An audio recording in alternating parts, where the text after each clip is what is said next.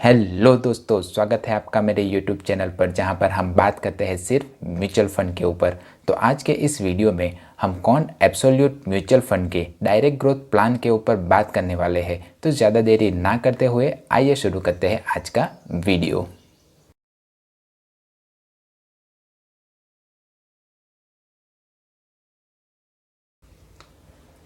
इस mutual fund का सबसे पहले नाम कॉन्ट बैलेंस्ड म्यूचुअल फंड था, जिसे अब चेंज करके can't absolute direct growth mutual fund रखा गया है। ये एक हाइब्रिड म्यूचुअल फंड है, यानी कि ये म्यूचुअल फंड इन्वेस्टरों के 76.66 रुपये को इक्विटी यानी कि शेयर मार्केट में इन्वेस्ट करता है और 4.51% इन्वेस्टरों के पैसे को डेब्ट मार्केट में इन्वेस्ट करता है। अब इन दोनों तरह के मार्केट में इन्वेस्ट करने का फ़ायदा ये है कि जब भी शेयर मार्केट अगर क्रैश करेगा तो इन्वेस्टरों को जो लॉस होगा उसे मिनिमाइज़ किया जा सकता है।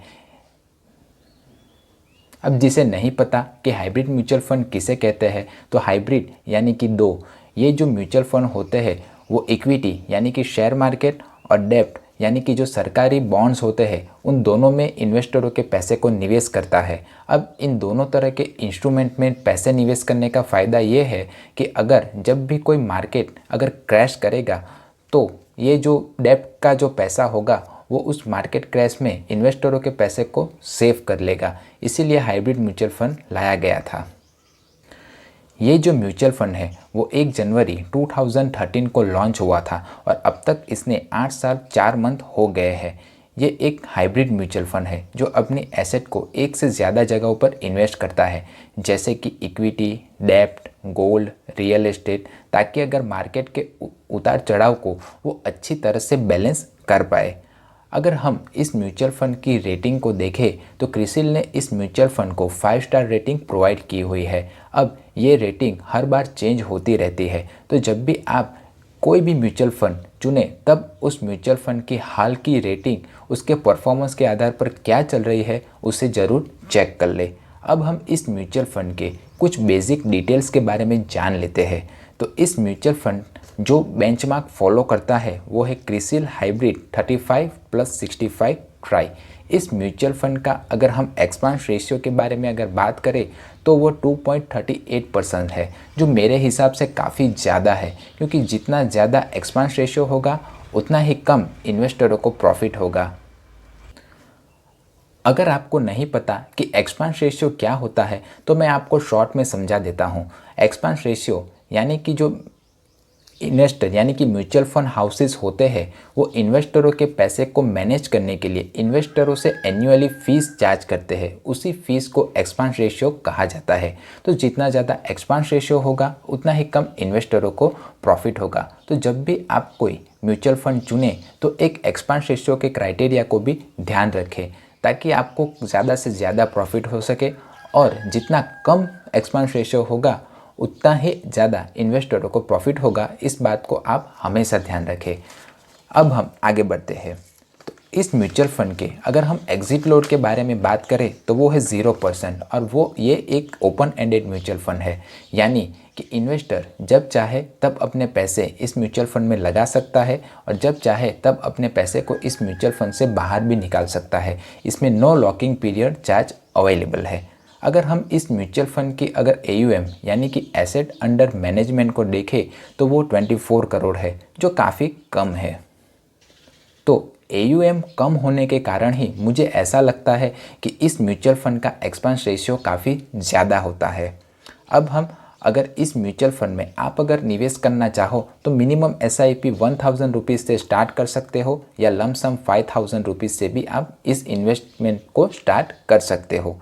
अब हम इस म्यूचुअल फंड के 5 रिटर्न्स को देख लेते हैं।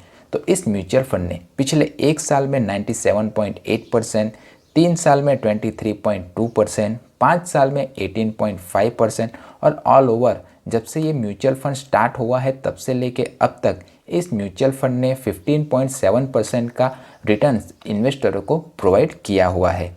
अगर अब हम इसे एक एग्जाम्पल के थ्रू समझने की कोशिश करते हो, मान लीजिए आपने एक 1000 रुपीज़ की SIP स्टार्ट की हुई है और आपने 5 साल तक इस म्यूचुअल फंड में 1000 रुपीज़ हर महीने इन्वेस्ट किया हुआ है, तो आपकी जो इन्वेस्टमेंट वैल्यू होगी वो है 60,000 रुपीज़। अब अगर आपने इस म्यूचुअल फंड में 5 साल तक लगातार इन्वेस्ट किया होगा तो आपका 60,000 के सामने आपको 1.11 लाख रुपीज़ मिलेंगे।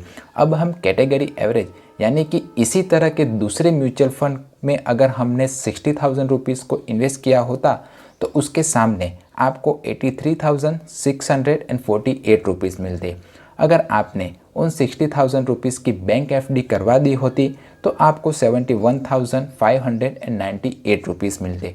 और अगर आपने उसी 60,000 रुपीज़ का अगर सोना खरीद लिया होता, गोल्ड खरीद लिया होता, तो आपको उसके सामने 81,128 रुपीज़ मिलते।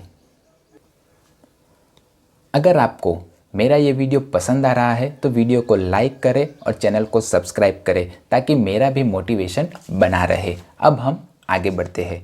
अगर हम इस म्यूचुअल फंड के एलोकेशन को top stock holding company wise देखें तो इस म्यूचुअल फंड ने इन्वेस्टरों के पैसे को Fortis Healthcare India Limited, Neureka Limited, Stylam industry Limited और इन्फोसिस लिमिटेड जैसी बड़ी बड़ी कंपनियों में इन्वेस्टरों के पैसे को निवेश किया हुआ है।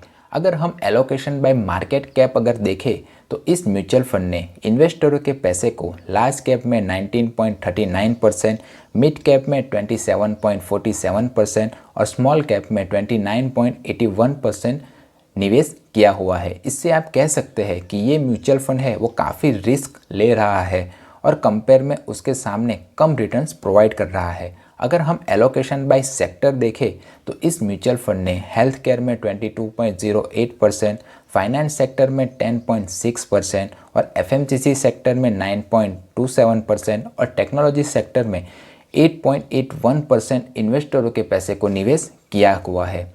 अब हम रिस्कोमीटर में अगर इस म्यूचुअल फंड के रिस्क को देखें तो आप यहाँ पर देख ही सकते हो वो काफ़ी हाई दिखा रहा है। तो जब भी आप इस म्यूचुअल फंड में अगर निवेश करने के बारे में सोचें तब अपने फंड मैनेजर या फाइनेंशियल एडवाइज़र की सलाह ज़रूर ले लें। अब हम स्टैंडर्ड डेविएशन की बात करें तो वो 16.17% है, जो मेरे हिसाब से काफ़ी हाई है। अब स्टैंडर्ड डेविएशन को मैं आपको एक सिंपल भाषा या लैंग्वेज में समझाऊं तो अगर आपने 100 रुपये इन्वेस्ट किए होंगे तो ज़्यादा से ज़्यादा आपको 116.70 रुपीज़ मिलेंगे और कम से कम 83.83 रुपीज़ मिलेंगे। तो जितना ज़्यादा स्टैंडर्ड डेविएशन होगा उतना ही कम इन्वेस्टरों को प्रॉफिट होगा। तो मेरी तो यही सलाह है कि कम से कम स्टैंडर्ड डेविएशन होगा उतना ही अच्छा म्यूचुअल फंड माना जाएगा। अब हम इस म्यूचुअल फंड के फंड मैनेजर के बारे में बात करें तो मिस्टर संजीव शर्मा, गौरव बलेरा, समील मेहरा, रुचन पटनायक, वासव सहगल और अंकित पांडे जैसे एक्सपीरियंस फंड मैनेजर इस म्यूचुअल फंड को मैनेज कर रहे हैं। अगर आपने अब तक मेरे चैनल को सब्सक्राइब नहीं किया है तो चैनल को सब्सक्राइब करें, वीडियो को लाइक करें और अपने दोस्तों के साथ भी इस वीडियो को शेयर करें ताकि ऐसा ही इन्फॉर्मेटिव वीडियो आप तक पहुंचता रहे। अब हम इस म्यूचुअल फंड की टैक्स लायबिलिटी को देखें तो अगर आपने लॉन्ग टर्म इन्वेस्टमेंट किया हुआ है तो 1 साल के बाद आपका जितना प्रॉफिट होगा उसमें से आपको 1 लाख एजेम्प्ट मिल जाएगा और बाकी बचे रकम पर आपको long term capital gain tax 10% का देना पड़ेगा। और अगर आपने 1 साल से पहले अगर अपने पैसे को निकाल लिया तो आपके जो इन्वेस्ट हुए पैसे होंगे उस पूरे के पूरे अमाउंट पर आपको short term capital gain tax 15% का देना पड़ेगा। तो मेरी तो यही सलाह है, अगर आप इस म्यूचुअल फंड में अगर निवेश करना चाहते हो तो सबसे पहले अपने फंड मैनेजर या फाइनेंशियल एडवाइज़र की सलाह ज़रूर ले लें और उसके बाद अगर आपने मन बना लिया हो तो इस म्यूचुअल फंड में निवेश करना ही करना है तो मुझे कमेंट बॉक्स में ज़रूर बताइए कि आप इस म्यूचुअल फंड में क्यों निवेश करना चाहता है। मिलते हैं अगले वीडियो में, तब तक सीखते रहिए क्योंकि सीखोगे आज तो कमाओगे कल। जय हिंद।